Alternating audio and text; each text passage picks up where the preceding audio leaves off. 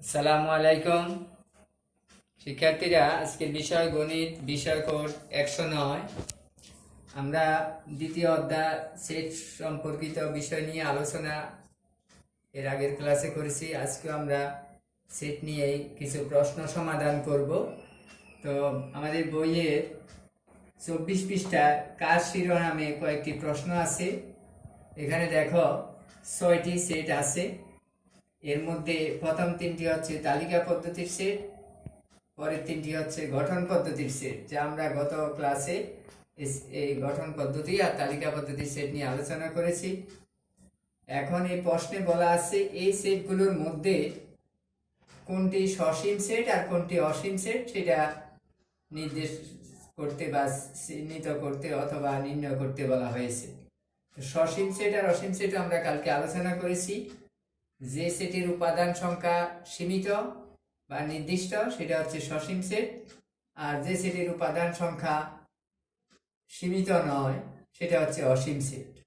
আমরা এখন সেই প্রশ্নগুলির মধ্যে দেখব কোনটি সসীম আর কোনটি অসীম। ক নাম্বার যে প্রশ্নটা, এই সেটের উপাদান হচ্ছে 3টি, স্পষ্টই দেখা যাচ্ছে, সুতরাং এটা হচ্ছে সসীম সেট।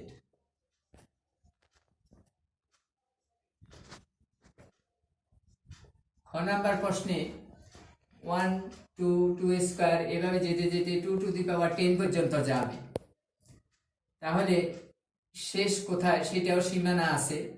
যেহেতু সীমানা আছে এটার শুরু এবং শেষ, তাহলে এটাও সসীম সেট।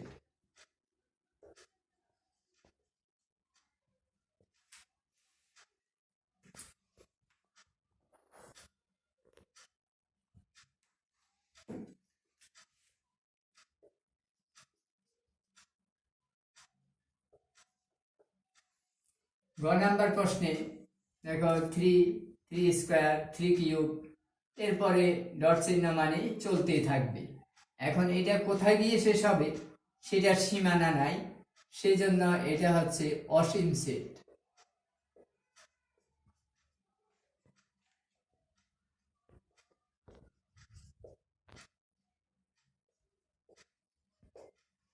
তারপরে 4 নাম্বারটা, ঘ নাম্বার, এক্স, এটা তাহলে গঠন পদ্ধতিতে আছে এক্স, যেখানে এক্স পূর্ণ সংখ্যা এবং এক্স ইজ লেস দ্যান 4।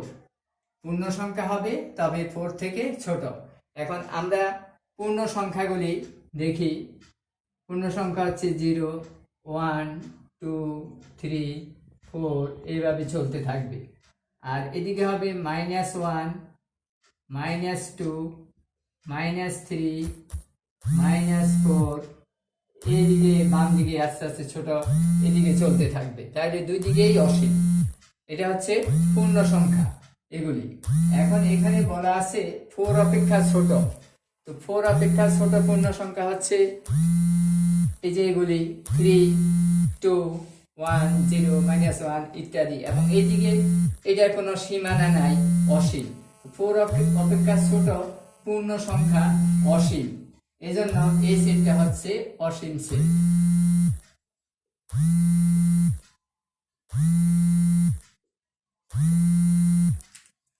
পূর্ণ সংখ্যা ধনাত্মক দিকেও অসীম, ঋণাত্মক দিকেও অসীম, দুই দিকে অসীম, এটা আমাদের খেয়াল রাখতে হবে। তারপরে 9 নাম্বার প্রশ্ন, পি বাই কিউ, যেখানে পি ও কিউ পরস্পর সহমৌলিক এবং কিউ ইজ গ্রেটার দেন 1, অর্থাৎ কিউর মান হবে 1-এর থেকে বড় এবং পি কিউ হবে পরস্পর সহমৌলিক। সহমৌলিক মানে যাদের গসাগু 1 হবে। দুইটি সংখ্যার যদি গসাগু 1 হয় তাহলে ওই সংখ্যা দুটি হচ্ছে পরস্পর সহমৌলিক। তো পি বাই কিউ আকারে যে সংখ্যাগুলি, এগুলিকে বলা হয় মূলদ সংখ্যা। তো মূলদ সংখ্যা তো সীমিত না, অসীম। মূলদ সংখ্যা গণে শেষ করা যাবে না, সেই জন্য 9 নাম্বার যে সেটটা আছে মূলদ সংখ্যার সেট, এটা অসীম সেট।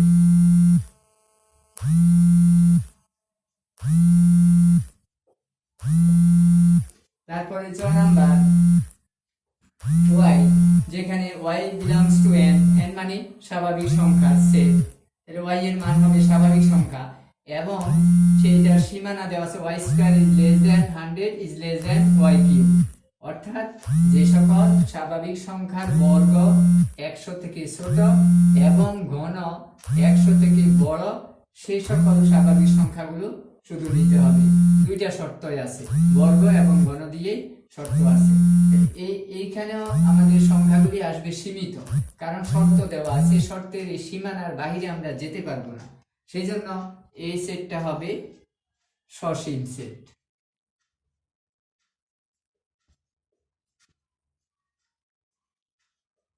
তাহলে এগুলি আমরা দেখলাম, অবজেক্টিভের জন্য আমাদের এগুলি কাজে লাগবে।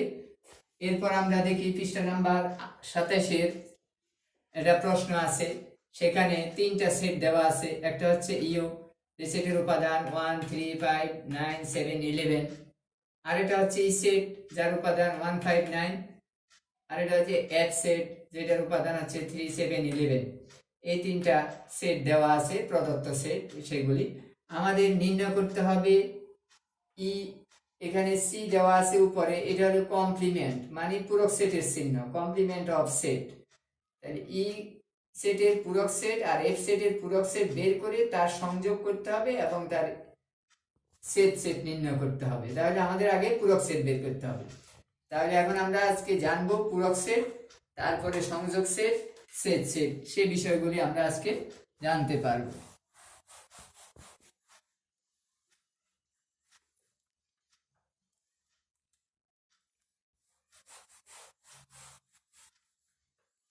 এটা আমরা প্রথমে প্রদত্ত সেটগুলি লিখে নিব, যে সেটগুলি দেওয়া আছে, তারপরে আমরা প্রশ্নে যা করতে বলছে সেদিকে যাব। তো আমরা আগে সেটগুলি উঠে নিয়েছি, প্রদত্ত সেট। এখন আগে ই সেটের পূরক সেট আর এফ সেটের পূরক সেট আমরা বের করব, অর্থাৎ complement of a set. E সেটের পূরক সেট, ই সেটের পূরক সেট ইকুয়াল টু হবে ইউ মাইনাস ই। এন্ড পূরক সেট কাকে বলে? সার্বিক সেট। এখানে ইউ হচ্ছে সার্বিক সেট, যা গত ক্লাসে আমরা বলেছি। তাহলে সার্বিক সেট থেকে যে কোনো একটা নির্দিষ্ট সেট দেওয়া আছে, এখানে ই এবং এফ হচ্ছে ইউ এর উপসেট। সেটাও আমরা গত ক্লাসে আলোচনা করেছি। একটা সেট থেকে যখন আরেকটা সেট গঠন করা হবে সেগুলি হবে উপসেট। তাহলে এখন ই সেটের উপাদানগুলো সার্বিক সেট থেকে বাদ দিয়ে অবশিষ্ট উপাদান নিয়ে যে সেট গঠিত হবে সেটাই হচ্ছে ই সেটের পূরক সেট। তাহলে ই সেটের পূরক set complement of E equal to U minus E. এখন আমরা সেটগুলি আগে উঠাবো, তারপরে আমরা বাদ দিয়ে বাকিটা লিখব। ইউ হচ্ছে 1 3 5 9 7 11 মাইনাস ই সেট হচ্ছে 1 5 9। তাহলে এখন আমরা 1 5 9 বাদ দিয়ে বাকিটা লিখব, সেটা হচ্ছে 3 7 11। তাহলে এই তিনটা বাদ যাবে, 1 5 9 3 7 11।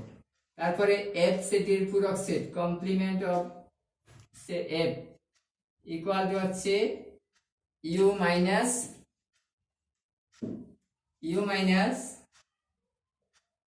F equal two,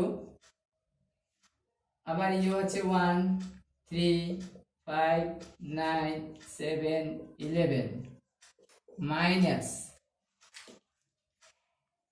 minus F set হচ্ছে 3 7 11।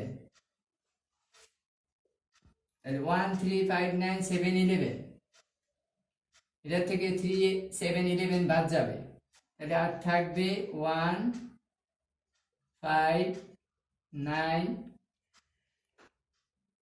এটা হচ্ছে এফ সেটের পূরক সেট। এখন আমরা এটার সংযোগ সেট আর সেট বের করব। তাহলে সুতরাং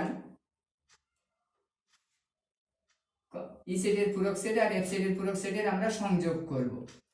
কমপ্লিমেন্ট অফ সি 3 7 11 ইউনিয়ন 1 5 9, মানে এই দুইটাকে একসাথে করে একত্র করে লিখতে হবে এসব উপাদানগুলিকে। তাহলে কি আসবে? 1 3 5 7 9 11, 1 3 5 7 9 11, সবগুলিকে আমরা সাজিয়ে লিখলাম।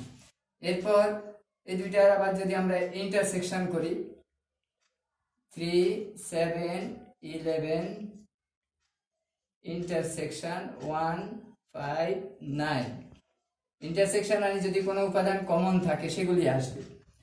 এখন এখানে তো কোনো উপাদান কমন নাই, সেই জন্য এই দুইটার ইন্টারসেকশন হবে ফাঁকা সেট। এই হচ্ছে অ্যান্সার। আজকে আমরা এখানে শেষ করি। সবাইকে ধন্যবাদ।